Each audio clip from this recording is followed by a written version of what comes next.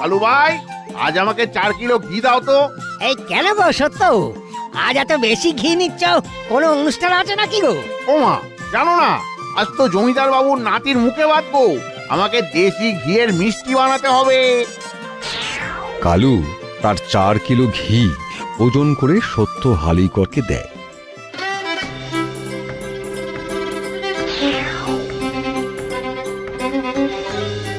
ওদিকে সত্য হালিকরের ঘিয়ের মিষ্টি খেয়ে গ্রাম শুদ্ধ সবার শরীর খারাপ হলো। এমনকি জমিদার মশাই নিজে অসুস্থ হলেন। তলব পড়ল সত্য হালিকরের। সত্য হালিকর এলে জমিদার মশাই জিজ্ঞাসা করলেন বেশ কড়া ভাবে, কি হে সত্য, তোমার তৈরি মিষ্টি খেয়ে গ্রামের সব মানুষ অসুস্থ হলো কি করে শুনি? তুমি তো জানো ভেজাল দেওয়া কত বড় পাপ। কি শোনো, আমি তোমাকে কঠোর শাস্তি দেব। সত্য তো ভয়ে সারা।